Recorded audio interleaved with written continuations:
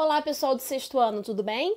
Aqui quem fala é a professora Thaís, professora de Ciências na Escola José Maria Belo, e vim ajudar vocês a resolver as tarefas propostas pelo material de complementação escolar na semana 11 do 5.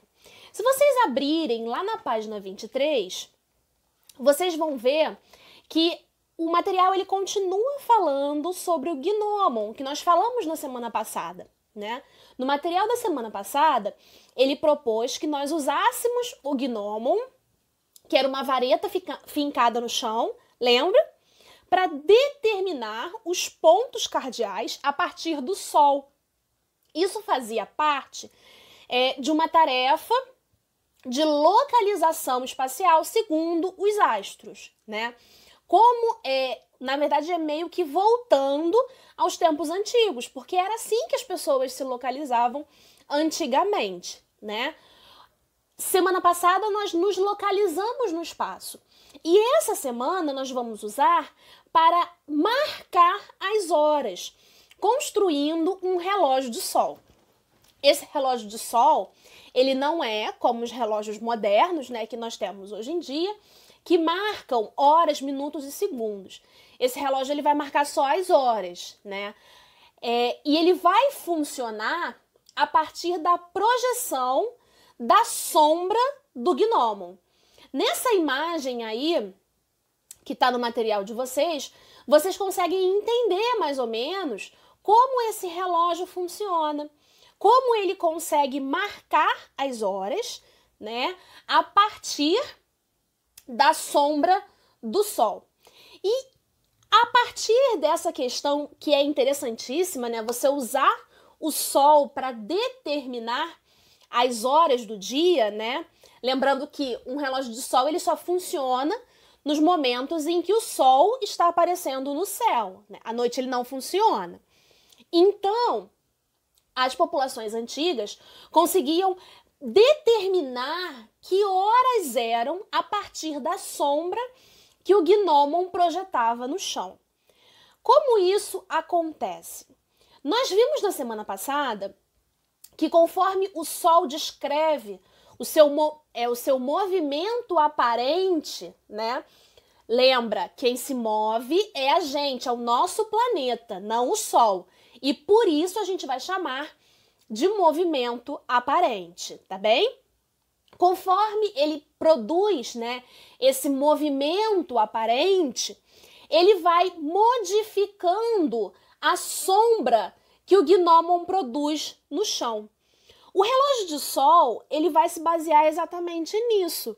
E a partir desse movimento aparente do Sol, ele vai projetando sombras no chão e nós usamos isso para marcar as horas. Tudo bem? Uma outra coisa que também foi muito interessante, né, é que eles conseguiram observar que ao longo do dia existia sempre um momento em que que a sombra projetada, ela era menor. E que esse momento do dia era justamente quando estava na metade do dia.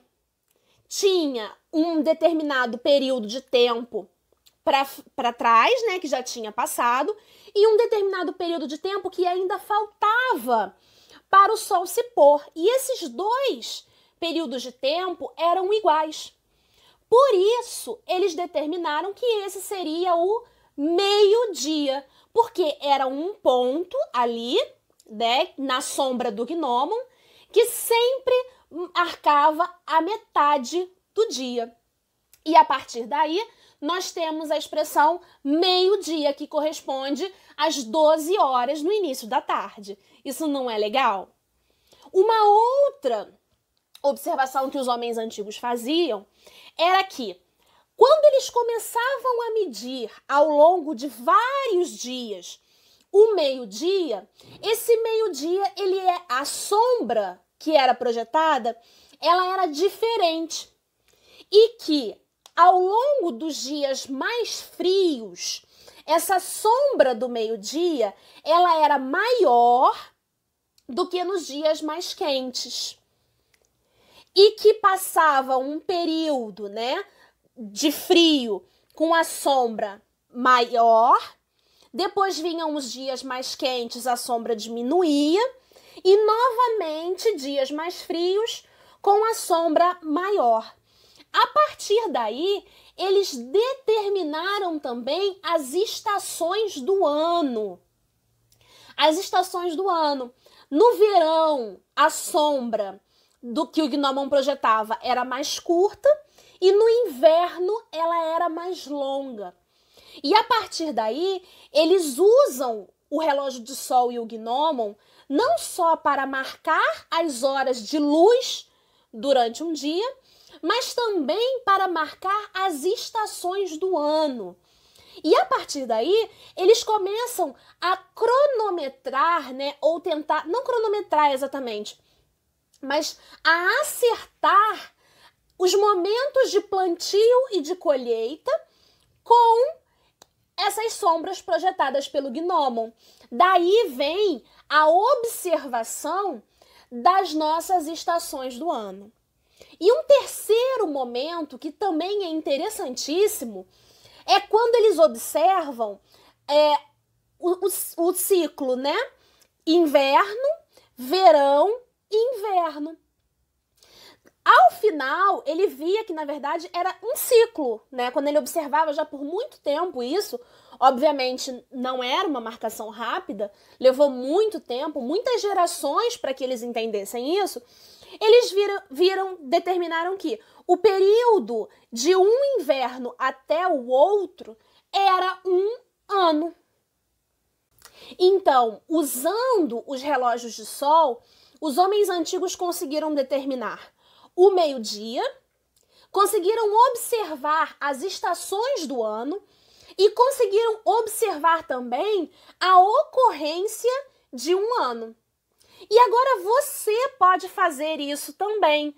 Na página 24, ele te ensina a montar o seu próprio relógio de sol.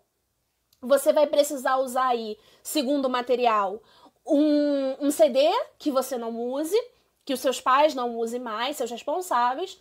Se você não tiver, você pode desenhar com alguma coisa circular, um prato, ou então um próprio CD mesmo, uma forma circular e cortar. Depois você usa um transferidor para marcar os ângulos, conforme o próprio material explica, não é muito difícil não, tá? E aí você pode montar um relógio de sol. Depois, você vai, usando a determinação dos pontos cardeais com uma bússola, né?